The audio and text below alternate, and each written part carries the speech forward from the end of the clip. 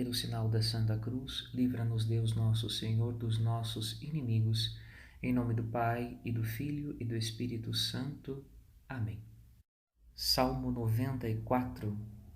Oxalá ouvisseis hoje a sua voz, não fecheis os corações como em Meriba. Vinde, exultemos de alegria no Senhor, aclamemos o rochedo que nos salva, ao seu encontro caminhemos com louvores e com cantos de alegria o celebremos. Vinde, adoremos e prostremo-nos por terra e ajoelhemos ante o Deus que nos criou, porque Ele é o nosso Deus, nosso pastor, e nós somos o seu povo e seu rebanho, as ovelhas que conduz com sua mão. Oxalá ouvisseis hoje a sua voz, não fecheis os corações como em Meriba, como em Massa no deserto aquele dia em que outrora vossos pais me provocaram, apesar de terem visto as minhas obras. Oxalá ouvisseis hoje a sua voz, não fecheis os corações como em Meriba. Este salmo é chamado de invitatório. É um convite ao louvor. O salmista convida-nos uma primeira vez a louvar a Deus, Salvador e grande Rei que criou a terra e o mar, e em cujas mãos tudo se encontra. Uma segunda vez a adorá-lo por ter criado os homens e por ser ele mesmo o pastor do seu povo. Por fim, o próprio Senhor recorda a dureza de coração de Israel e as provocações e desgostos que o povo escolhido lhe causou no deserto, e convida-o a ouvir hoje a sua voz para entrar no lugar do seu repouso. Reflete Santo Agostinho a respeito deste salmo. O que quer dizer alegrai-vos no Senhor?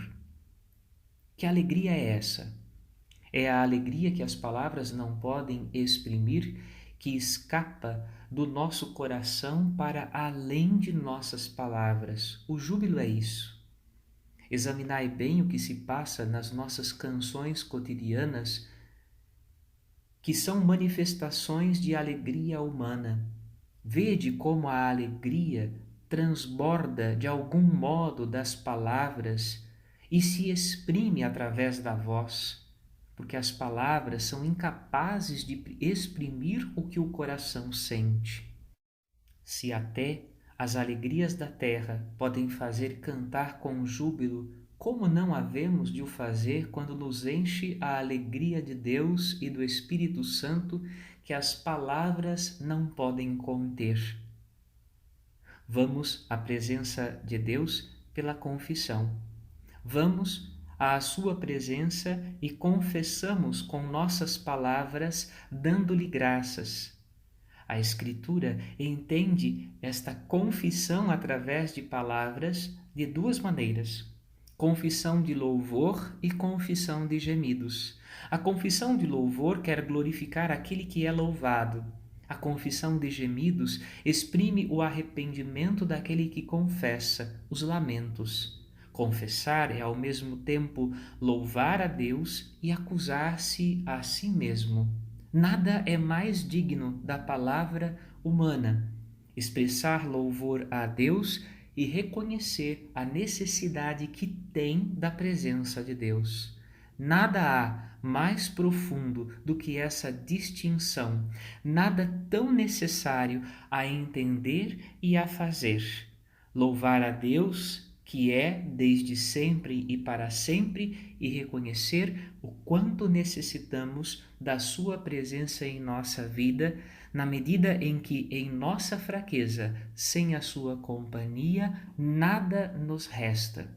No Salmo 50, o salmo em que o rei Davi expressa o arrependimento seu dos pecados que havia cometido, diz o salmista: o meu pecado está sempre à minha frente.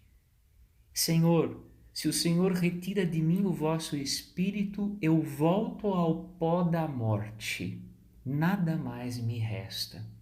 De fato, reconhecer a grandeza de Deus que nos criou e louvá-lo pela manifestação da sua misericórdia, como ainda reconhecer a nossa pequenez e a nossa insignificância, reconhecer que muitas vezes nós nos rebelamos contra Ele, lembrando do dia de Massá e de Meribá no deserto, momento em que o povo de Israel também pecou contra o Senhor, rebelando-se contra Ele, rebelando-se diante das dificuldades enfrentadas no deserto, que não eram compreendidas pelo povo de Israel naquele momento. Nós também, quantas vezes, nos rebelamos e pecamos contra o Senhor, nos afastando da sua presença amorosa e misericordiosa. Nada mais digno, portanto, desta nossa condição humana que reconhecer a sua grandeza e reconhecer a necessidade que temos da sua presença em nossa vida, presença misericordiosa, presença amorosa, companhia que transmite ao nosso coração o perdão e a paz. De fato, como diz o salmista, exultemos de alegria no Senhor e aclamemos este rochedo que nos salva. É Ele, é em Deus que está o nosso refúgio e proteção.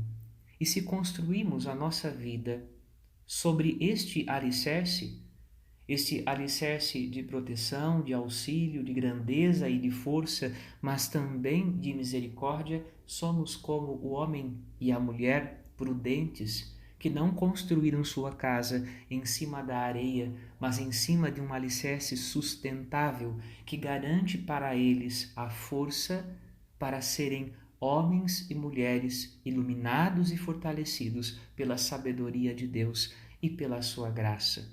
Não estão amparados em si mesmos, não estão amparados na vaidade de sua vida que passa, mas estão apoiados em Deus mesmo que permanece para sempre. Que você também possa na sua vida, nesta tarde, abrir o seu coração e ao mesmo tempo expressar gratidão a Deus, louvor a Deus, por Ele ser tão grande e tão maravilhoso, mas por Ele ter voltado o seu olhar de misericórdia para a minha vida e a sua vida, e por Ele estar preocupado conosco e com a nossa felicidade. Reconheçamos o amor de Deus em nossa vida e exultemos, nos rejubilemos na sua presença. Amém.